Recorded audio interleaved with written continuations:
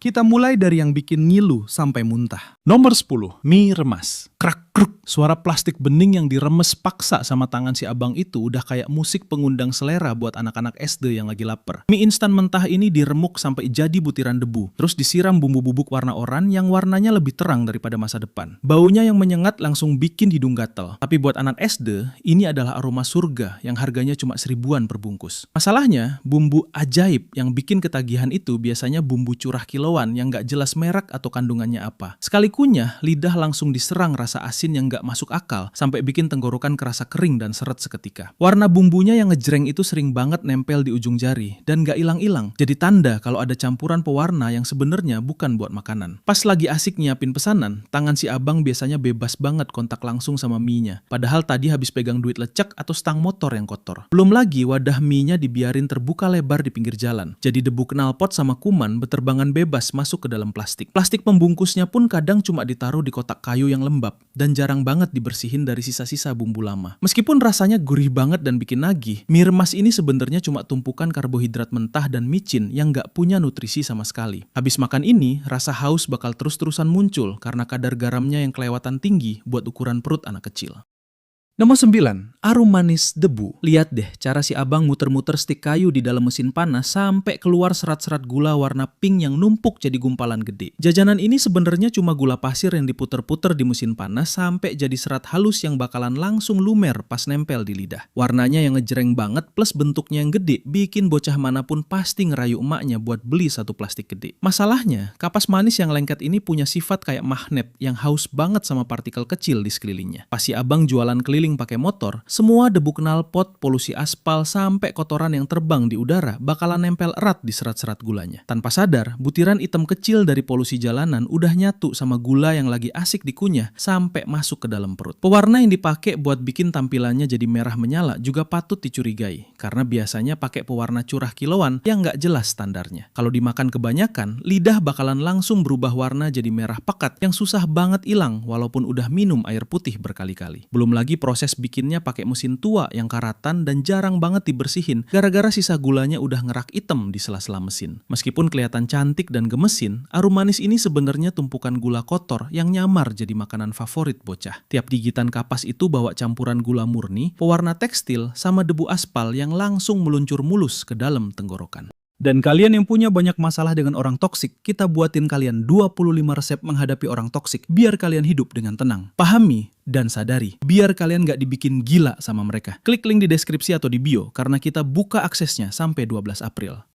Nomor 8. Bakso tepung curah. Pernah nggak ngerasain bakso yang harganya murah banget sampai nggak masuk akal buat ukuran daging sapi beneran? Di depan sekolah, biasanya ada abang-abang yang bawa panci butek berisi butiran abu-abu kenyal yang aromanya gurih-gurih micin menusuk hidung. Bocah-bocah biasanya langsung nyerbu sambil bawa plastik kecil, siap buat masukin pentol-pentol misterius itu ke mulut mereka. Masalahnya, kalau digigit, tekstur bakso ini malah lebih mirip karet ban atau sandal jepit saking banyaknya campuran tepung kanji dibanding dagingnya. Daging yang dipakai pun biasanya cuma sisa-sisa tetelan atau lemak yang udah nggak layak jual. Makanya warnanya pucat pasi kayak orang kurang darah. Belum lagi bau perengus yang kadang kecium kalau baksonya udah agak dingin. Itu tanda kalau bahan dasarnya emang bener-bener ajaib dan gak jelas asal-usulnya. Air rebusan di dalam pancinya juga jarang banget diganti dari pagi sampai sore. Makin lama makin kental dan keruh kena sisa-sisa tepung yang lumer. Kuah kaldu itu sebenarnya cuma air mineral yang dikasih garam sama micin seember biar lidah anak kecil ngerasa itu enak banget. Kalau kamu teliti lihat pinggiran pancinya yang hitam berkerak, itu tumpukan lemak lama yang udah nempel berhari-hari karena abangnya males gosok sampai kinclong. Meskipun kenyal-kenyal nagih, bakso tepung ini sebenarnya cuma tumpukan karbohidrat kosong yang dicampur pengawet biar nggak gampang basi di suhu ruang. Tiap butir yang masuk ke perut bawa risiko kuman dari air rebusan yang udah jadi sarang bakteri saking lamanya dipanasin berulang kali.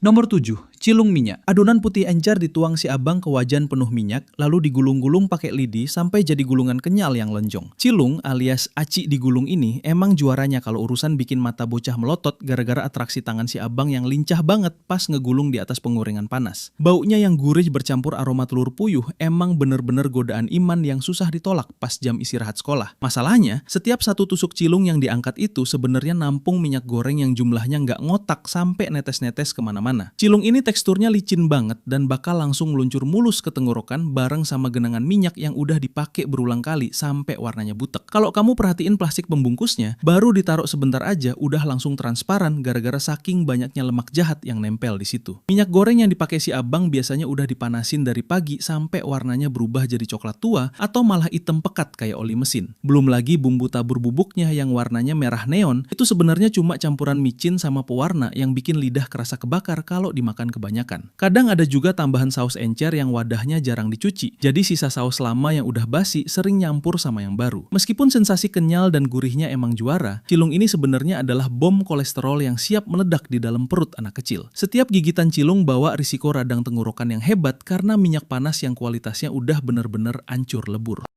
Nomor 6. Cilok saus merah. Pernah nggak kamu merhatiin ada anak SD yang mulutnya mendadak berubah jadi merah menyala, kayak habis dandan pakai lipstik murah? Itu pelakunya pasti saus merah dari abang cilok yang mangkal di pojokan sekolah sambil bawa panci uap yang baunya gurih-gurih micin. Bola-bola kanji kecil itu ditusuk-tusuk lidi, terus diguyur sama cairan merah kental yang warnanya lebih terang daripada lampu neon, bikin siapapun yang lihat pasti pengen ikutan nyicip. Masalahnya, kalau kamu cium aromanya pelan-pelan, saus itu baunya agak asem nyengat dan teksturnya lengket-lengket aneh di tangan. Saus rahasia ini sebenarnya bukan dari tomat atau cabai beneran, tapi campuran pepaya busuk atau ampas singkong yang dikasih pewarna tekstil biar warnanya menggoda. Kalau saus ini sampai tumpah ke seragam sekolah, warnanya nggak bakal hilang walaupun sudah disikat berkali-kali. Kebayangkan gimana nempelnya itu zat kimia di dinding usus kamu? Ciloknya sendiri punya tekstur yang elastis banget kayak karet gelang, saking banyaknya campuran tepung tapioka dibanding daging aslinya. Kadang ada oknum nakal yang masukin boraks supaya ciloknya tetap kenyal seharian dan nggak gampang hancur walaupun direbus berkali-kali di dalam panci yang airnya sudah keruh. Kebersihan pancinya juga sering bikin geleng-geleng kepala karena biasanya cuma dibilas ala kadarnya, padahal kerak hitam bekas rebusan kemarin masih nempel tebel di pinggiran wadahnya. Meskipun sensasi kenyal dan pedesnya bikin ketagihan, cilok saus merah ini sebenarnya tumpukan zat pewarna dan pengawet yang lagi nyamar jadi camilan enak. Setiap gigitan cilok itu bawa risiko radang tenggorokan hebat sama gangguan pencernaan karena kualitas sausnya yang bener-bener hancur lebur. Jangan lupa subscribe dan follow Singkat Cerita agar kita jadi channel edukasi pertama di dunia yang mencapai 10 juta follower dan subscriber di 3 platform pada tahun 2027.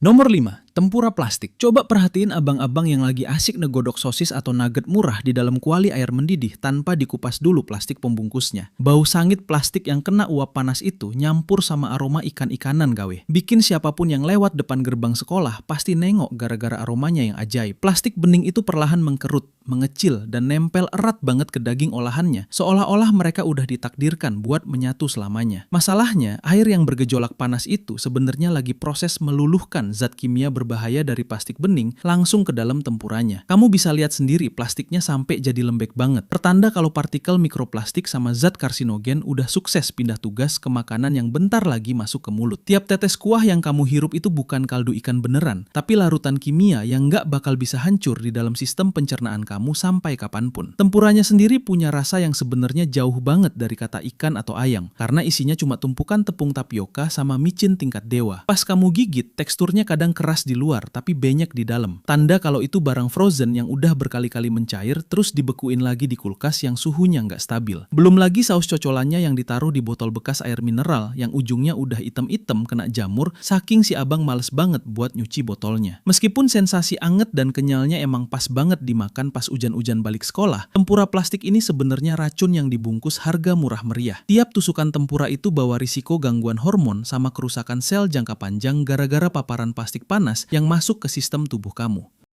Nomor 4. Es lilin air mentah. Bayangin, pas matahari lagi terik-teriknya, terus tiba-tiba ada abang-abang bawa kotak pendingin yang isinya es lilin warna-warni ngejreng banget kayak pelangi. Warnanya yang mencolok ada yang hijau stabilo sampai merah darah. Bikin tenggorokan yang lagi kering kerasa kayak dapet oase di tengah padang pasir. Begitu es itu nempel di lidah, rasa manis yang tajam langsung bikin kepala nyut-nyutan saking dingin dan segernya pas jam istirahat sekolah. Masalahnya, kesegaran itu sebenarnya cuma tipu daya karena kebanyakan es lilin murah ini dibuat pakai air mentah langsung dari keran atau sumur yang nggak direbus dulu. Bakteri E. coli yang ada di dalam air mentah itu bakal tetap hidup pas dibekuin, siap buat bikin pesta pora di dalam perut kamu setelah esnya lumer. Belum lagi pemanisnya yang bukan pakai gula asli, tapi biang gula alias sakarin, yang bikin tenggorokan langsung gatel dan seret setelah beberapa kali sedotan. Warna-warnanya yang cantik itu juga asalnya dari pewarna tekstil kiloan, yang sebenarnya nggak boleh masuk ke sistem pencernaan manusia sama sekali. Kalau kamu perhatiin sisa es yang nempel di plastik atau jari, warnanya bakalan susah banget hilang walaupun udah dicuci pakai air berkali-kali. Kebayangkan gimana nempelnya itu zat di dalam ginjal? Plastik pembungkusnya juga seringnya cuma ditaruh di tempat terbuka yang gampang banget dihinggapin lalat ijo atau kena debu jalanan pas si abang lagi keliling. Meskipun rasanya bikin nagih banget pas cuaca panas, es lilin air mentah ini sebenarnya bom waktu yang siap bikin kamu diare atau kena tipes dalam waktu singkat. Tiap sedotan air es itu bawa risiko infeksi bakteri jahat sama gangguan fungsi organ gara-gara tumpukan zat pewarna kimia yang nggak bisa diurai tubuh.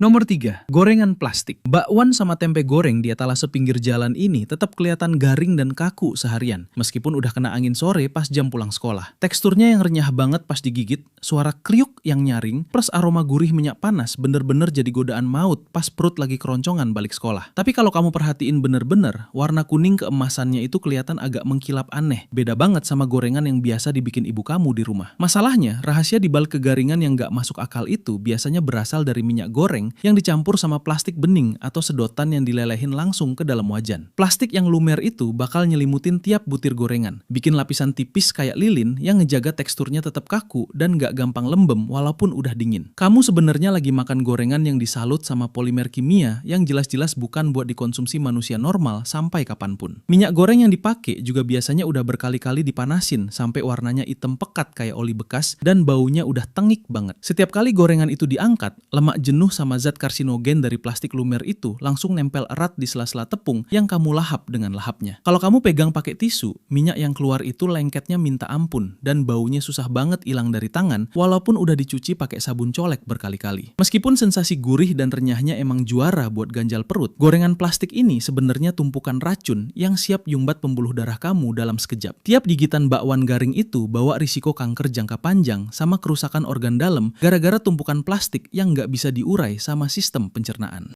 Nomor 2, es gosrok. Pasti kamu pernah ngelihat abang-abang mangkal bawa balok es gede yang ditaruh gitu aja di atas gerobak tanpa alas apapun. Si abang dengan semangatnya gosok-gosok balok es itu pakai alat serutan besi karatan sampai butiran esnya numpuk di dalam gelas plastik. Terus, biar kelihatan seger, di atasnya diguyur sirup warna merah ijo yang warnanya ngejreng banget. Plus tambahan susu kental manis yang udah dikerubutin lalat ijo di pinggiran kalengnya. Masalahnya, balok es yang dipakai itu biasanya es balok industri yang diproduksi pakai air sungai atau air mentah yang nggak jelas kebersihannya. Kamu bisa lihat sendiri, esnya ditaruh gitu aja di lantai gerobak yang becek, atau malah dipanggul pakai pundak si abang yang keringetan tanpa penghalang apapun. Pas digosok, kotoran dari tangan si abang, debu jalanan, sampai serpihan karat dari alat serutannya ikut masuk dan nyampur jadi satu ke dalam gelas yang mau kamu minum. Sirup warna-warni yang diguyur di atasnya juga bukan sirup merek tak kenal, tapi campuran air mentah, biang gula yang bikin tenggorokan seret, sama pewarna tekstil biar warnanya narik perhatian bocah. Sekali sedot, rasa manisnya tajam banget di pangkal lidah, tapi abis itu tenggorokan langsung kerasa gatel dan haus yang gak hilang-hilang. Belum lagi gelas plastiknya yang kadang cuma dibilas ala kadarnya di dalam ember air yang udah butek saking seringnya dipakai buat nyuci berulang kali. Meskipun dinginnya juara buat nyilangin dahaga, es gosrok ini sebenarnya media paling gampang buat nularin penyakit tipes atau diare massal. Tiap sendokan es itu bawa jutaan bakteri dari air mentah sama partikel karat yang siap bikin sistem imun anak kecil langsung drop dalam semalam.